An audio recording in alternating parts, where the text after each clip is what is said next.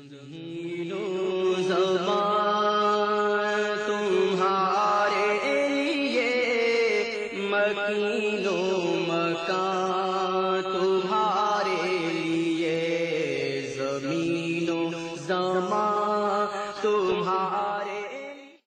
الحمدللہ رب العالمین، والصلاة والسلام علی حبیبہ محمد وعلی آلہ وصحبہ اجمعین۔ اعوذ باللہ من الشیطان الرجیم، بسم اللہ الرحمن الرحیم۔ اللہ کریم کا احسان ہے کہ زندگی میں ایک دفعہ پھر یہ سالانہ اجتماع نصیب ہوا۔ سال میں ایک بار جمع ہونا ہوتا ہے اور گنتی کے دن ہوتے ہیں، تو اس میں اپنی پوری توجہ اور پوری کوشش اس بات پہ مبذول رکھیں کہ جس مقصد کے لیے آپ آئے ہیں، جس مقصد کے لیے وقت نکالا ہے، وہ حاصل ہو۔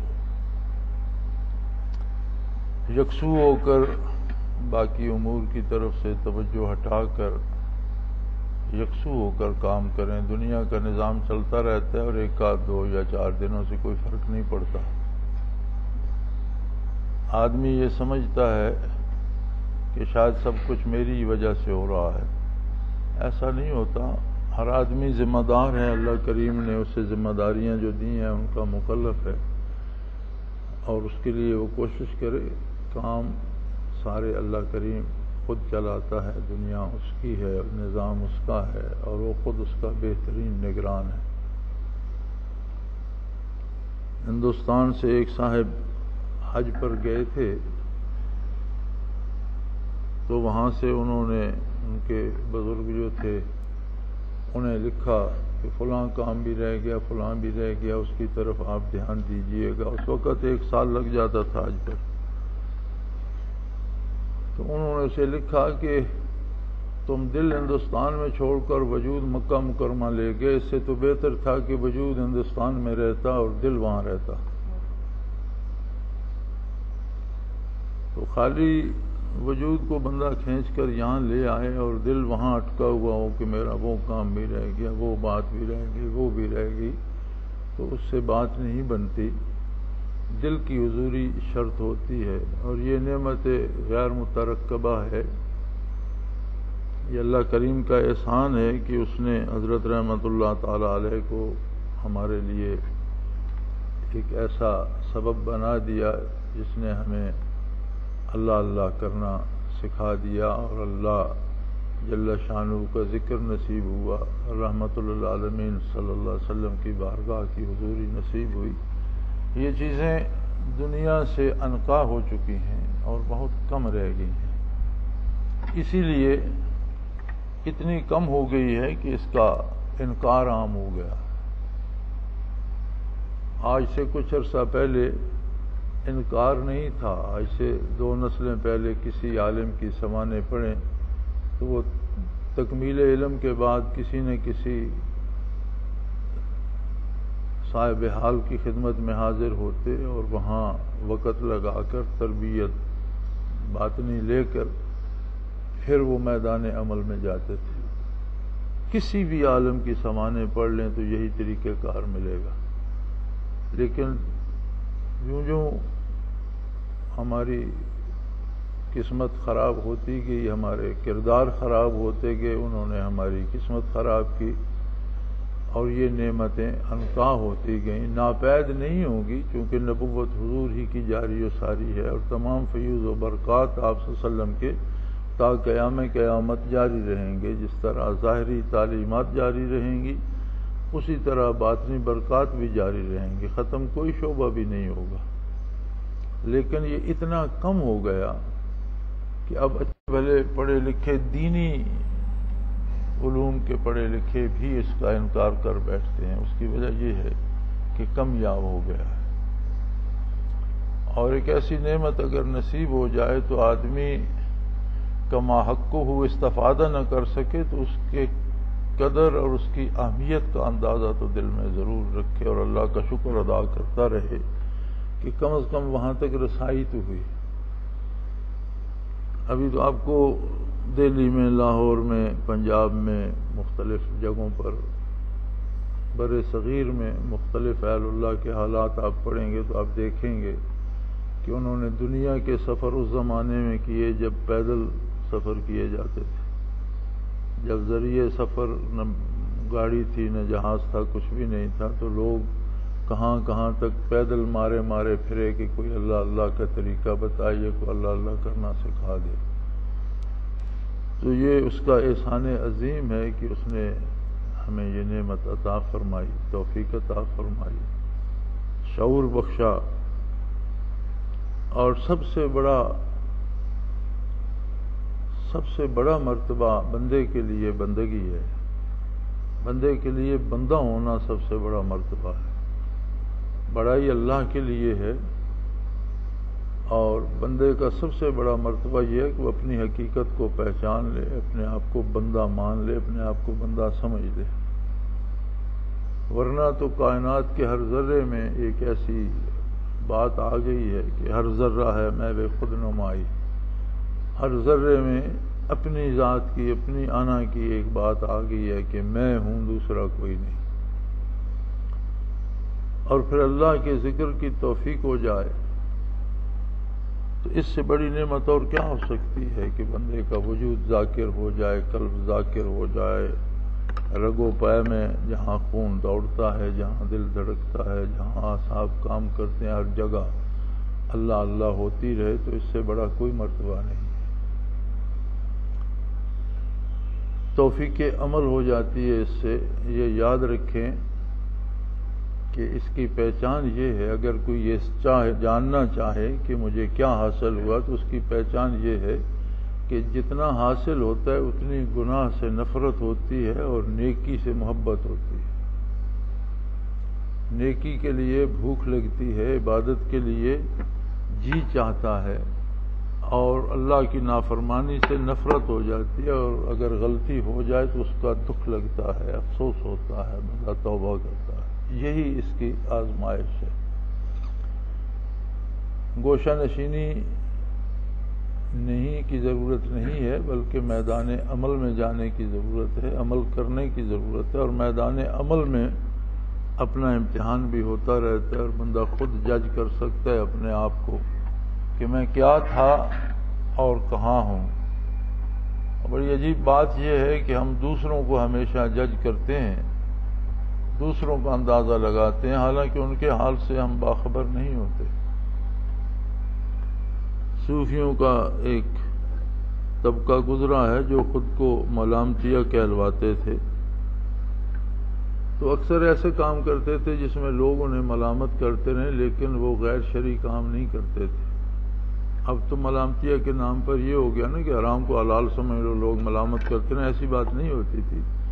وہ اس طرح کے کام کرتے تھے جو ان کے لیے شرعاً جائز ہوتے تھے، لیکن عام آدمی کو پتہ نہیں ہو۔ جیسے سفر میں ہے، اب سفر میں کوئی بندہ بھی روزہ قضا کر سکتا ہے، بیمار نہ بھی ہو قضا کر سکتا ہے، اجازت ہے کہ سفر میں ہو تو چاہے تو آسان سمجھے تو روزہ رکھ لے، سمجھے مشکل ہے تو نہ رکھ کے قضا کر لے۔ تو سفر میں روزہ قضا کرتے تو لوگوں میں جا کر کھا پی لیتے۔ اب ان کے لیے تو جائز تھا کہ وہ روزہ انہوں نے قضا کیا، لوگوں کو تو نہیں پتا، وہ کہتے بڑا بے ایمان ہے، روزوں میں اس نے کیلا کھایا، روزوں میں اس نے پانی پیا، وہ ان پہ لعنت ملامت کرتے۔ تو وہ فرقہ ملامتیہ کے لوگ بھی اپنی آنا کو مارنے کے لیے انہوں نے ایک طریقہ یہ رکھا تھا کہ جہاں لوگ انہیں اچھا نہ سمجھیں، بھلا برا کہیں، تو وہ اپنا اندر جو تکبر ہے وہ مرا رہے۔ یہ بہرحال ان کا مسئلہ تھا، لیکن میرے کہنے کا مقصد یہ کہ ہم دوسروں کو جب جج کرتے ہیں تو ان کی مجبوریاں ہمارے سامنے نہیں ہوتی ہیں۔ ہو سکتا ہے جسے ہم غلط کہہ رہے ہیں ان کے لیے اس کا کوئی شرعی جواز ہو۔ ایک شخص بیٹھ کر نماز پڑھ رہے ہیں، ہم کہتے ہیں بڑا سست ہے، ہو سکتا ہے وہ اٹھ ہی نہ سکتا ہو، ہمیں کیا پتا کہ وہ کھڑا ہو سکتا ہے یا نہیں۔ تو دوسروں کی جج کرنے کی بجائے آدمی اپنے آپ کو بہتر طریقے سے جج کر سکتے ہیں، اپنا محاسبہ بہتر ہو سکتا ہے۔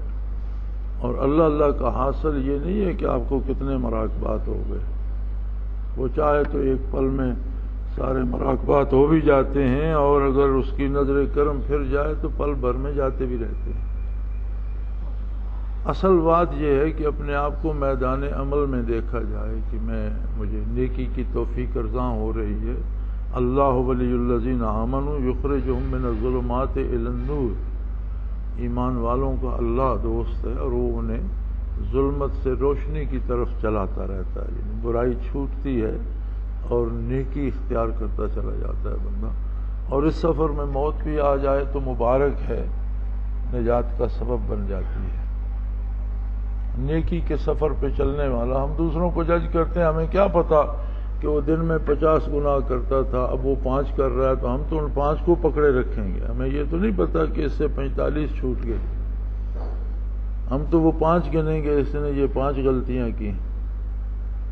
لیکن اللہ کریم بہتر جانتا ہے، وہ بندہ خود بہتر جانتا ہے کہ پہلے میں ایک دن میں یا ایک بار میں کوئی باجدید مستعمی تو نہیں بن جاتا، زندگی کا سفر ہے، اور اللہ اسے خرابی سے بہتری کی طرف رواں کر دے تو یہ اس کا بہت بڑا احسان ہے۔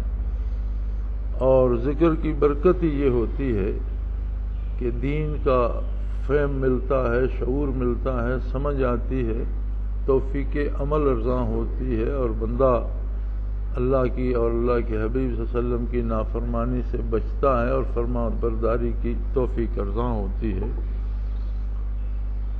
تو آدمی جب گھر سے نکل آتا ہے تو غیر حاضر تو ہو ہی گیا، تو 2 دن 4 دن کے لیے جب غیر حاضر ہے تو اپنے دل کو بھی یہیں لے آئے اور پوری توجہ سے اور پوری محنت سے اللہ اللہ کرے تاکہ زیادہ سے زیادہ ثمرات نصیب ہوں۔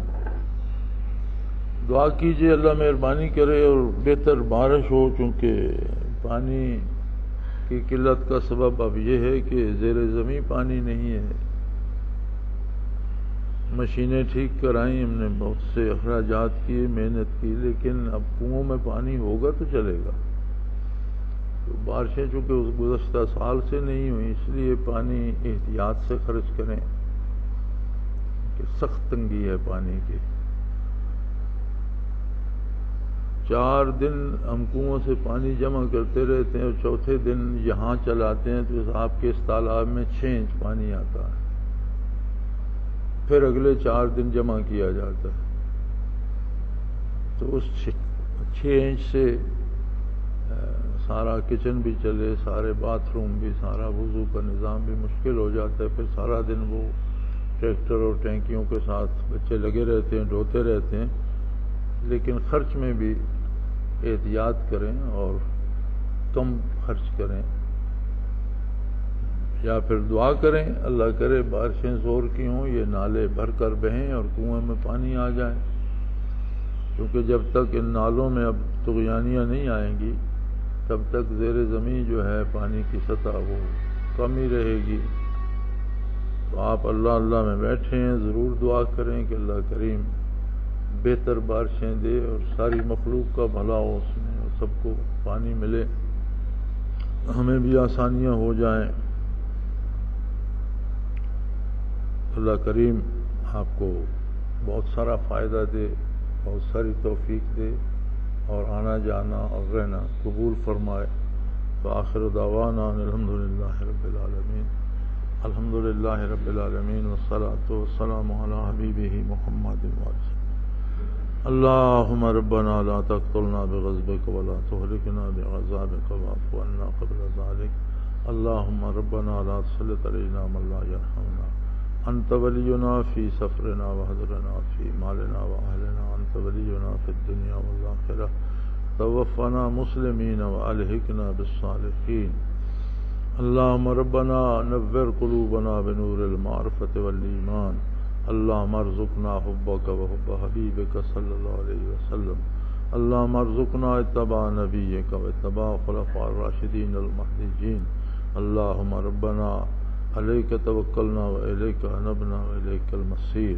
اللہم ربنا انزل علینا من السماء ماء مبارکا نافعا غیر ضار، نافعا غیر ضار، نافعا غیر ضار، هو الذي ينزل الغيث من بعد ما قنطوا ينشر رحمته وهو الولي الحميد، وهو الولي الحميد، وهو الولي الحميد، وصلى الله تعالى على حبيبه محمد برحمتك يا ارحم زمین و زمان تمہارے لیے، مکین و مکان تمہارے لیے، زمین زمان تمہارے لیے مکین و مکان